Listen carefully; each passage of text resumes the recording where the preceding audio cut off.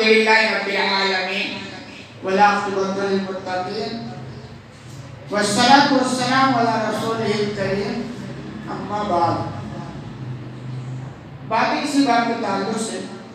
کہ اگر کوئی کسی کو ہدیہ دے گفٹ دے تو اس کو قبول ہی کرنا چاہیے۔ حدیث نمبر 2577 عن انس بن مالک رضی اللہ عنہ، انس بن مالک رضی اللہ عنہ سے روایت ہے، قال وہ بیان کرتے ہیں اُوتِیَ النبی صلی اللہ علیہ وسلم باللحم، کہ نبی کریم صلی اللہ علیہ وسلم کی خدمت میں گوشت پیش کیا گیا۔ گوشت سمجھتے ہیں کہ آپ کے لیے لایا گیا گوشت کہیں سے آیا اور آپ کی خدمت میں پیش کیا گیا، اور صحابہ کرام کا کچھ مزاج ایسا ہی تھا کہ جب بھی ان کو کچھ میسر ہوتا، اچھا پکوان ہوتا، یہ جو بھی چیز ہوتی تو نبی کریم صلی اللہ علیہ وسلم کو بطور ہدیہ دیا کرتے تھے۔ ساتھ ہی آپ یہ بھی سمجھتے نبی کریم صلی اللہ علیہ وسلم صدقہ نہیں کھاتے تھے، یہ آل محمد صلی اللہ علیہ وسلم کے لیے حلال نہیں ہے، صدقہ زکوٰۃ یہ ساری چیزیں ہیں۔ تو کبھی کبھی آپ سوال بھی کرتے، آپ کے پاس آتا تو آپ خود بھی کھاتے تھے، لوگوں کو بھی کھلاتے تھے،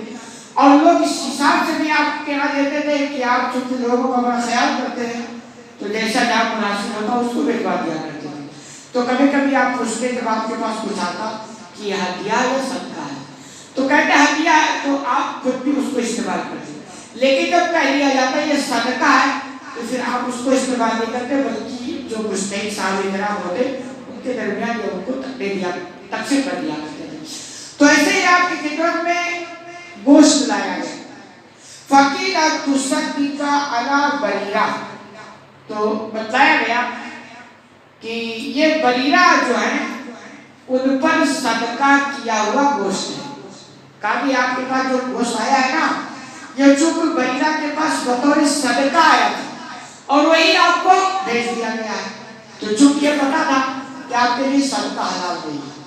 تو جیسے آپ کے پاس گیا تو جانکاری دی گئی چونکہ نبی کے لیے صدقہ حلال نہیں ہے نا، تو آپ کو بتایا گیا کہ ایسا تو استعمال کریں چونکہ آپ کے پاس صدقہ حلال نہیں ہے۔ اس مسئلے کو اچھی طرح سمجھیں، لوگ سمجھتے نہیں تو کنفیوژن کا شکار ہوتے ہیں۔ پھر آپ نے کہا ہوا لا صدقہ ولنا ہدیہ، یہ گوشت بریرہ کے لیے تو صدقہ ہے لیکن ہمارے لیے ہدیہ ہے۔ اچھی طرح خوب سمجھیں اس مسئلے کو، حالت بدلنے سے حکم بدل جاتا ہے۔ بریرہ کو کسی نے صدقہ دیا نا، اب بریرہ اس گوشت کو نبی کے لیے پیش کر دیا تو یہ حالت بدل گئی، تو اب وہ صدقے کا حکم نہیں رہے گا، وہ کیا ہو گیا؟ ہدیہ ہو گیا، گفٹ ہو گیا۔ بذات خود کوئی مال یا کوئی چیز عام طور پر عموماً وہ گندی اور ناپاک نہیں ہوتی، حالت بدلنے سے حکم بدل، جیسے گوشت آتا ہے دیوار میں، یار فلاں نے مجھے دعوت دیا اور فلاں کے یہاں زکوٰۃ بھی آتا ہے صدقہ بھی آتا ہے، اور میں چونکہ زکوٰۃ کو مستحق ہو نہیں سکتا، کھا نہیں سکتا ہوں، اب میں اس کی دعوت کھاؤں کہ نہیں کھاؤں؟ ایسے سوال آتے ہیں نا، پوچھا بھی جاتا ہے، پوچھنا بھی چاہیے تاکہ کوئی دیکھے شکار ہو۔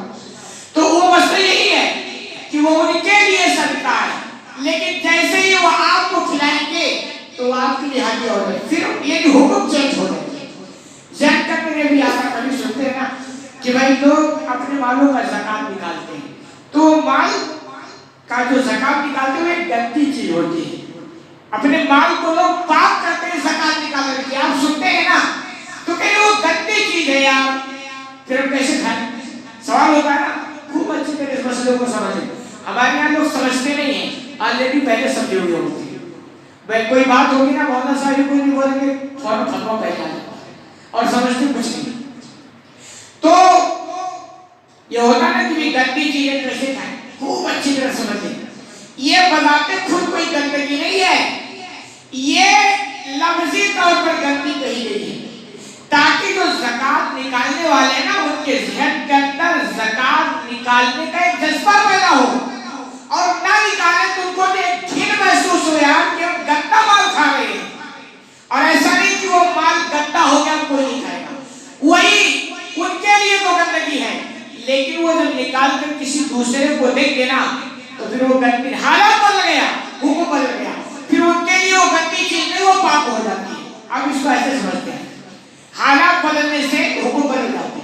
جیسے ابھی آپ کے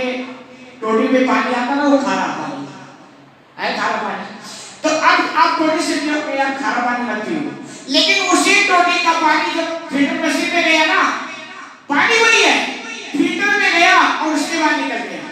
تو اب حالت بدل گئی نا اس پانی کا، اب وہی پانی آپ پی سکتے ہو اور پہلے نہیں پی پا رہے، پانی وہی ہے، حالت بدل گئی تو علت یعنی حکم بدل گیا۔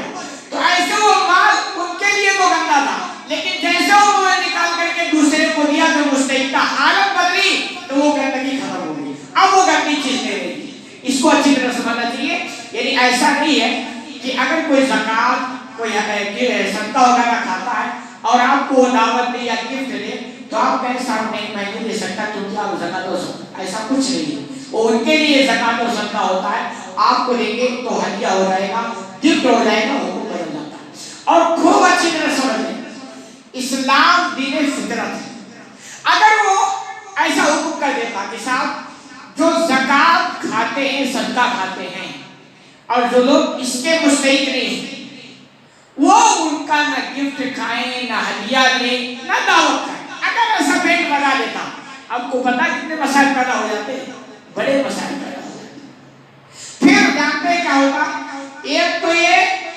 اس لیے اسلام میں یہ شرط نہیں ہے کہ آپ کسی کو زکوٰۃ دیں تو اس کو بتا کر کے دیں حساب زکوٰۃ، بالکل یہ شرط نہیں ہے،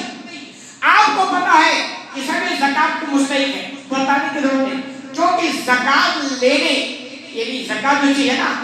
اس کے تعلق سے اللہ نے دلوں کے اندر عجیب سے کیفیت رکھ دی ہے، جو مستحق ہے نا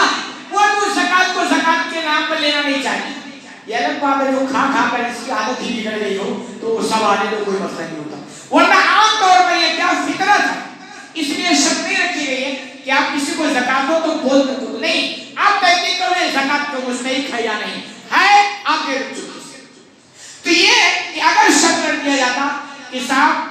زکوٰۃ لینے والے صدقہ لینے والے کہ یہاں آپ دعوت نہیں کھا سکتے، اب ایک آدمی ہے جو زکوٰۃ کھاتا صدقہ کھاتا، اس کے یہاں اس کے بچے کی شادی ہو، اس نے ولیمہ کیا، اب ولیمے میں اس کو دعوت دینی ہے تو اب تو پہلے اس کو یہ پتہ لگانا پڑے گا نا کہ صاحب کون زکوٰۃ دینے والا کون لینے والا، کیونکہ میں زکوٰۃ کھاتا ہوں نا تو اب میرے یہاں تو وہی کھائے گا جو زکوٰۃ کا مستحق ہے، تو پہلے تو اس کو تو سارے پتہ لگانا لگے گا صاحب سماج میں کون لوگ ہیں جو زکوٰۃ دیتے ہیں اور جو لیتے ہیں، یہ پتہ لگانا پڑے گا،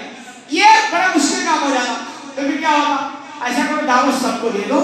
آپ اپنے بلڈنگ پر آپ اپنے گھر پہ ایک بورڈ لگا دو کہ صاحب زکوٰۃ کھانے والے لوگ ہیں یہاں آئے دعوت کھانے تھوڑا سا اٹھا دو، آپ مجھے بتائیں کہ عزت نفس مجروح ہوتی کہ نہیں ہوتی؟ جو بندہ کبھی یہ بتانا گوارا نہیں کرتا صاحب میں زکوٰۃ کو مجھ سے وہ کھاتا ہوں، وہ تو پردہ سے ہوتا نا، یہی لاجک ہے کہ اسلام کہتا ہے جب کسی کو کچھ دو تو دائیں ہاتھ سے دو اور بائیں کو خبر نہ ہو، کیوں؟ ایسے جب بچاؤ ہوگا نا تو پھر اس کی عزت نفس مجروح ہوتی ہے، اس کا وقار ختم ہو جاتا ہے، اسی لیے اسلام میں زکوٰۃ کے لیے بیت المال کا نظام ہے، کیونکہ بیت المال کا معاملہ جاتا کیا ایک آدمی ہی کو پتا رہے گا کہ یہ صاحب ہے جو زکوٰۃ کے مستحق، باقی سماج کے لوگوں کو پتا نہیں رہے گا، لیکن یہ چیز کا معاملہ کیا ہو گیا، میرا غرق ہو گیا، اب ہر کوئی، اب ایک آدمی جو زکوٰۃ لیتا ہے نا، اب جو لوگ اس کو زکوٰۃ دیتے ہیں سب کی نگاہ میں وہ کیا ہوتا ہے، عزت نفس اس کی مجروح ہوئی ہوتی ہے، وہ سب کے نگاہ کو پتا سب، اب اگر بیت المال کا نظام ہے تو پھر وہ بندہ ایک چند ہی لوگ ہوں گے مخصوص جن کے نگاہ کو ان کو بارے میں پتا ہوگا، باقی دنیا والوں کو خبر نہیں ہوگی، تو اسلام کا جو نظام ہے نا وہ بہت ہی زبردست ہے، سسٹم جو ہے بہت مضبوط ہے، یہ الگ بات ہے ہم اس کو سمجھتے نہیں، اس کو فالو نہیں کرتے، اس کو اپناتے نہیں تو مسائل الجھتے چلے جاتے ہیں۔ خلاصہ کلام یہ کہ کوئی ہدیہ دے گفٹ دے اس کو قبول کرنا چاہیے، یہ بالکل نہیں کہ دینے والا زکوٰۃ کھاتا کہ صدقہ کھاتا، اس سے کوئی سروکار نہیں، کیونکہ ان کے لیے زکوٰۃ اور صدقہ ہوگا، آپ کے لیے وہ ہدیہ ہو جائے گا۔ خوب اچھی طرح جملے کو یاد کر لیں، حالات بدلنے سے حکم بدل جاتا ہے۔ اللہ رب العالمین سے دعا ہے کہ العالمین تو لیکن اس سے زیادہ کرنے کی توفیق عطا فرمائے۔